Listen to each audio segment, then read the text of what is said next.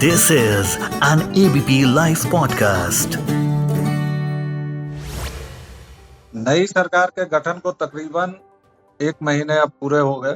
इस बीच प्रधानमंत्री नरेंद्र मोदी के अलावा जिस एक नेता की सक्रियता बहुत अधिक देखने को मिल रही है वह है नेता प्रतिपक्ष राहुल गांधी। आखिर तमाम प्रयासों के बाद उनको वह जगह और पहचान मिल ही गई जिसके लिए उन्होंने लगभग 1.5 दशक काफी मेहनत की। हालांकि इस बीच वह जब नेता प्रतिपक्ष का काम पूरी शिद्दत से कर रहे हैं, चाहे कहीं भी सरकार को परेशानी में डालने वाले मुद्दे हों, हाथरस की दुर्घटना हो या फिर असम की बाढ़ हो या फिर मणिपुर हो, राहुल लगातार अपनी उपस्थिति दर्ज करा रहे हैं।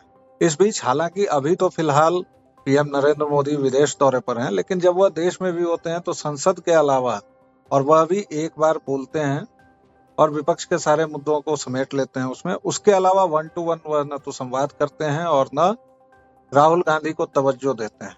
जब भी बात करते हैं तो बालक बुद्धि जैसे विशेषणों का भी प्रयोग करते हैं। क्या यह उनकी नई रणनीति है, राहुल को हाशिए पर रखने की ही या राहुल को इग्नोर करने की? मैं हूं व्यालोक और इस मुद्दे पर बात करूंगा मैं वरिष्ठ पत्रकार अभिषेक श्रीवास्तव से। बहुत बहुत स्वागत है आपका। शुक्रिया। अभी जितनी भी बातें मैंने कही उसके आधार पर राहुल की सक्रियता और पीएम के राहुल को इग्नोर करने को, अनदेखी करने को कैसे देखते हैं आप? क्या प्रतिक्रिया है आप? देखिए, ऐसा है कि जो भारत का संविधान है उस संविधान में नेता प्रतिपक्ष को सरकार का ही हिस्सा माना गया है वर्चुअली, और ये बात बहुत समझने की है सभी के लिए कि विपक्ष जो होता है, संसदीय विपक्ष, वो और सरकार मतलब सत्ता जिस पार्टी की है, दोनों में कोई अनिवार्य द्वैत या विरोध जैसा नहीं होता जी। ये परिकल्पना है कि लोकसभा को, संसद को और सरकार को सत्ता पक्ष और विपक्ष मिलकर चलाएं जी।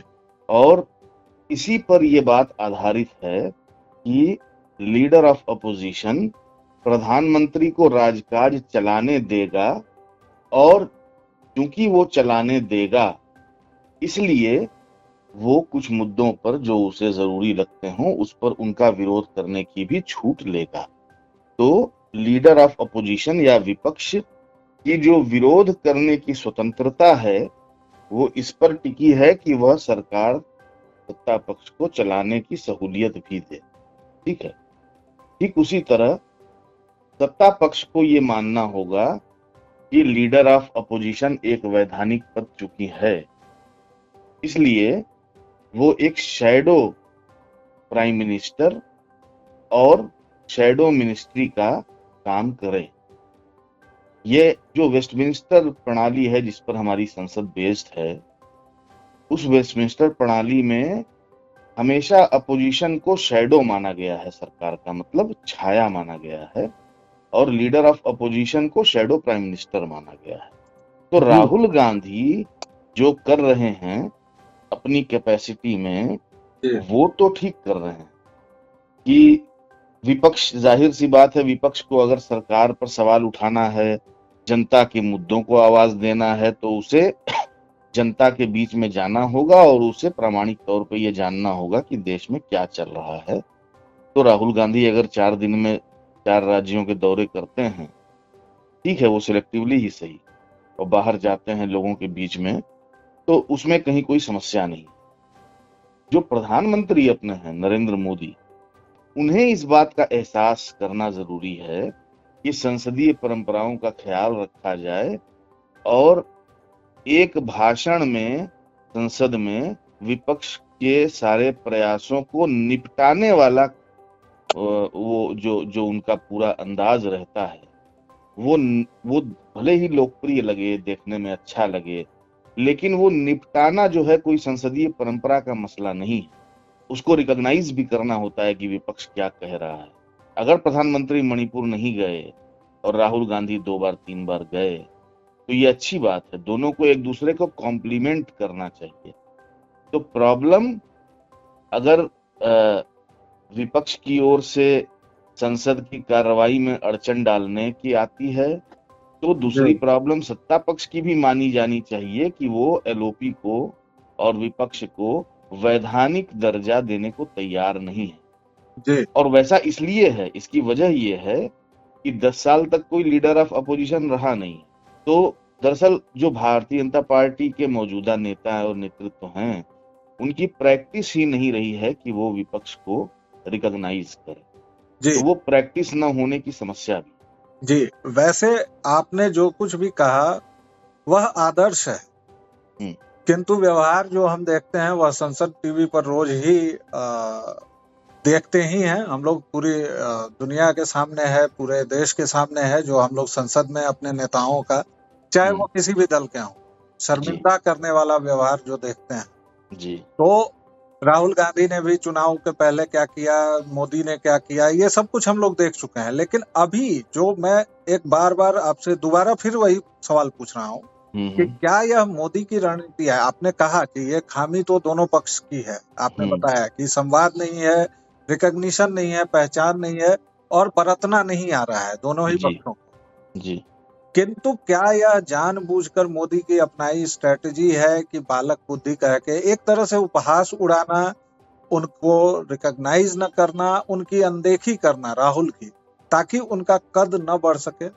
देखिए, रणनीति तो कहा जा सकता है। असल में क्या है कि अ, समय के साथ अगर आप देखें तो संसद जो है वो दरअसल राजनीतिक पार्टियों के लिए, चाहे वो सत्ता पक्ष की पार्टियों हो या विपक्ष की हो, उनके लिए एक मंच बनकर रह गई है कि वो कैसे संसद के बाहर देश में बैठे हुए अपने वोटर्स को, समर्थकों को संदेश पहुंचाएं।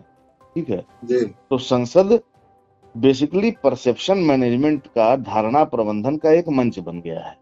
आप अगर देखेंगे कि कुछ भी उत्पादक हो रहा है क्या संसद में, तो उत्पादक कार्रवाई के नाम पे कुछ नहीं हो रहा है ना। जी और जो रणनीति है यहीं से पैदा होती है कि जब संसद के भीतर कुछ उत्पादक होना ही नहीं है, तो क्यों ना गैर चुनावी माहौल में, सामान्य स्थितियों में संसद से ही अपनी जनता को संबोधित किया जाए। तो ये जो पार्टीशन है, नेताओं और पार्टियों के बीच में ये जो बंटवारा है, और संसद को और सरकार को एक इकाई न मानने की जो ये गड़बड़ी है, यहीं से पैदा होती है कि जब नरेंद्र मोदी खड़े होते हैं तो वो संसद में खड़े होकर भारतीय जनता पार्टी के वोटर्स और समर्थकों को टारगेट कर रहे होते हैं। जब जी राहुल गांधी खड़े होते हैं तो वो नरेंद्र मोदी के विरोधियों को टारगेट कर रहे होते हैं। ठीक जी है। और वो सारे टारगेट संसद के बाहर देश भर में। ठीक है ना।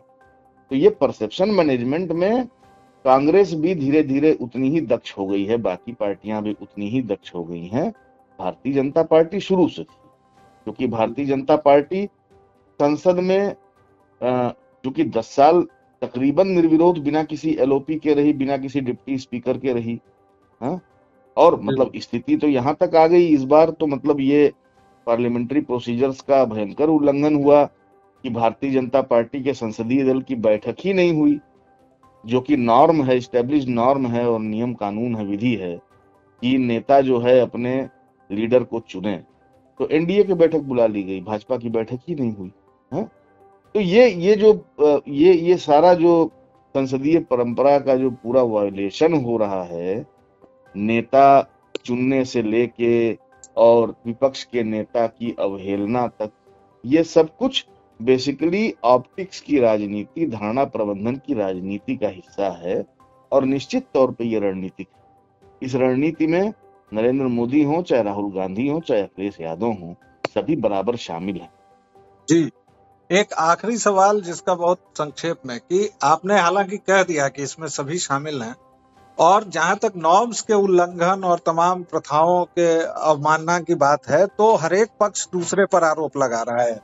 बीजेपी कह रही है कांग्रेस नहीं मान रही है, कांग्रेस कहती है बीजेपी तानाशाही बरत रही है। तो आखिर क्या यह संसद का पूरा कार्यकाल भी वॉश आउट हो जाएगा, या दोनों ही पक्ष एक दूसरे से कुछ सुधरेंगे, कुछ सीखेंगे? देखिए, ये सवाल इस अपेक्षा पर आधारित है कि संसद को कुछ करना चाहिए, और संसद को कुछ करना चाहिए ये अपेक्षा अतीत के अनुभव पर आधारित है, जब संसद उत्पादक हुआ कर। पिछले 10, 15, 20, 25 साल में अगर आप संसद की कार्रवाइयों को देखें और संसद की भूमिका को देखें, तो धीरे धीरे संसद एक खास किस्म के लोगों और खास प्रोफाइल के लोगों का क्लब बनकर रह गई है, जिसको अरुण जेटली ने जो कानून पास किया था 7% वाला, उसके मुताबिक कहें तो 7% का क्लब बन के रह गई है संसद। ठीक है, तो संसद की उत्पादक भूमिका अब बहुत खास है नहीं। जी आप देखिए कि लोक लेखा समिति लंबा समय हो गया सुने हुए इसके बारे में, जिसमें लीडर ऑफ अपोजिशन जिसका हेड होता है। ज्वाइंट पार्लियामेंट्री कमेटी लंबा समय हो गया सुने हुए। संसद की स्टैंडिंग कमिटीज लंबा समय हो गया सुने हुए। ये टर्म्स गायब हो चुके हैं जो कि संसदीय परंपराओं का हिस्सा रहे हैं, और विपक्ष का नेता जिसका हेड होता है। जी तो संसद में बचता क्या है जब आपकी संसद की उप कमेटियां और कमेटियां ही अस्तित्व में नहीं हैं, या हैं भी तो कागज पर हैं, और संसद के भीतर इस तरह से बयानबाजी और भाषण होते हैं जैसे कि आप मंच से जनता को संबोधित कर रहे हो, तो संसद कुल मिला के एक इमारत का मसला रह जाती है। और इस बात की एक्सेप्टेंस भीतर से सभी नेताओं को, तमाम सांसदों को होगी कि ऐसा हो चुका है। तो जब आप उसके भागी हैं, उसमें खिलाड़ी हैं, उसका हिस्सा हैं, तो निश्चित तौर पे आप दूसरे पर ब्लेम डालने का काम करेंगे। यही हो रहा है।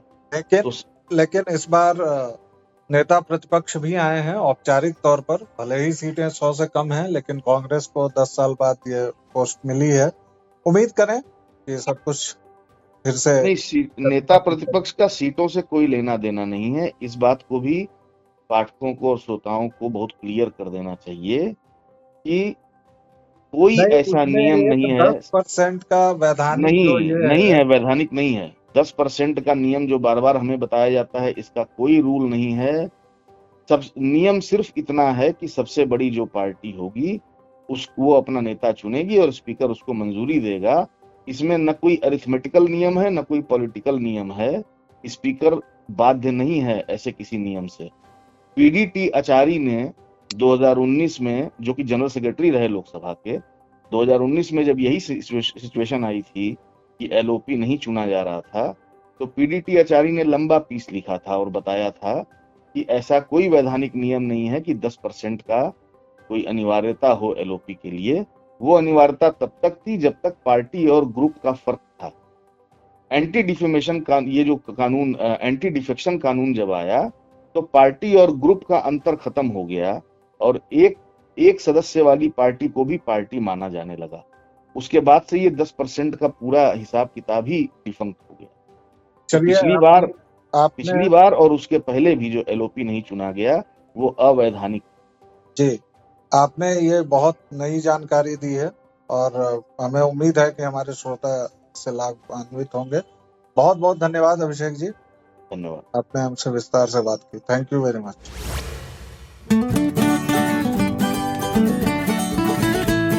This is an ABP Life podcast.